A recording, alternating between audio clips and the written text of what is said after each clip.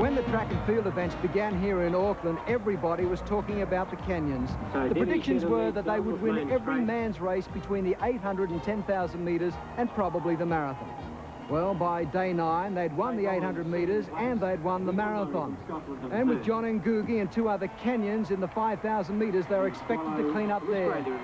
But a magnificent race by Andrew Lloyd saw him come from nowhere to take the gold. And the Olympic champion leads this 5,000-metre field through. This will be one of the most remarkable victories in Commonwealth Games history, if he can pull it off. After him goes Roland. In there also is Andrew Lloyd, who's well placed to win a medal. Kerry Roger is there from New Zealand. This is great. Andrew Lloyd, as I know, has got a lot of speed. These guys are quick 1,500-metre runners, but Lloyd is there with a real chance. Hamer's there from Wales, Roger from New Zealand, and now Tanui breaks away from that bunch, and Hamer goes with him. Hamer, in fact, has passed Tanui. Lloyd's going also, and they're closing rapidly on the race leader, John Ngugi. It's Ngugi. Lloyd is running brilliantly. Hamer is in second place. Lloyd is third. Ngugi is tiring badly. Ngugi has a look around. The gap has narrowed to about 6 or 7 metres. Lloyd takes off after Hamer and passes him.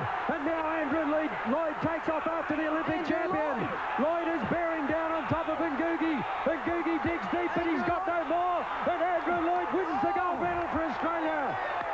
Andrew Lloyd, whose performances in major events has been questioned previously, has stolen the 5,000 metres from the Olympic champion, John Ngugi.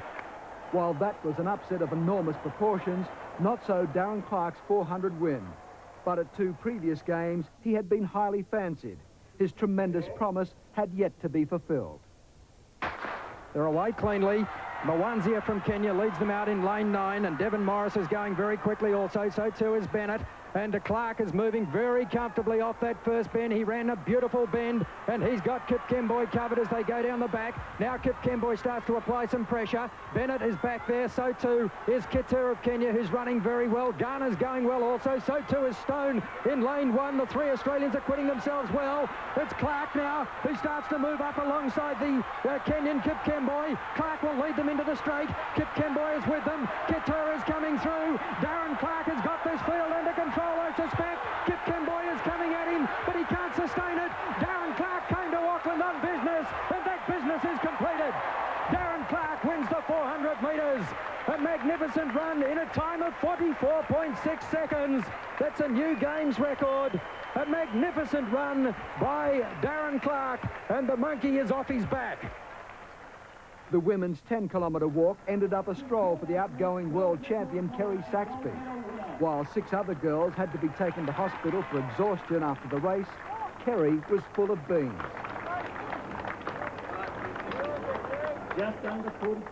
It was just as one-sided in the women's marathon, with Australia's Lisa Martin being in a class of her own. She won the marathon, but it was Canadian-born Aussie Tani Ruckle who finished second, who won our hearts because of her big heart and even bigger smile. In the women's discus, Lisa Marie Visionari came to the games a hot favourite. The form guide was spot on. The 18-year-old student blew the opposition away. And it's a good one.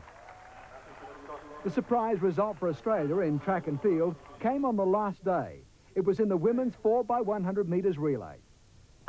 Away they go in the women's 4x100 metres relay, and it's a good start this time. Douglas from England got away very well, but Dunstan from Australia appears to be holding her ground. Let's see who makes the first change. It was a good change by the Australians, a good change also by England. Kathy Sambell is off out after the English girl. The New Zealanders are running very well out wide, so too are the Nigerians, as Sambell gives it to Freeman. Not a good change, a slow change, and the English girls have assumed control of this race now, but New Zealand still doing very well. It's going to be Bev Peterson who'll bring the New Zealanders home. Paula Dunn will change for England. She went very early, only just got the baton, a bad change. Kerry Johnson made a brilliant change, and Johnson storms down the straight.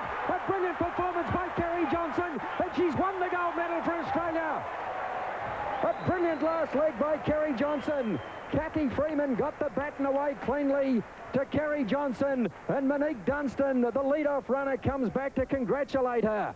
Oh, they came from a long way back, the Australian girls, and Kerry Johnson has earned that gold medal. It wasn't as cut and dried for 22-year-old 6'6" Sean Carlin in the hammer. He left his best to the very last. He had just one more opportunity to nail the gold. He can do it, but he has let it go. Carlin has come through. Unbelievable stuff from Sean Carlin. As the records tumbled, there was a new milestone within minutes of each other. Simon Arkell brought up our 49th gold in the pole vault, and Jane Flemming the 50th in the long jump.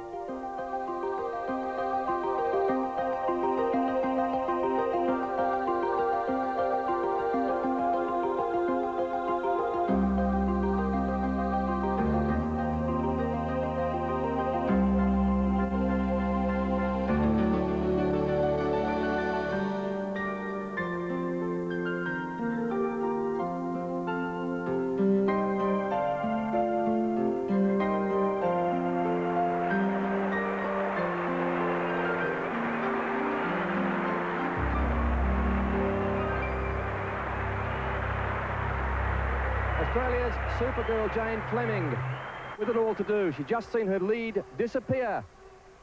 6.65 to beat her best, 6.63 on the runway now. Jane is strong and hard and fast.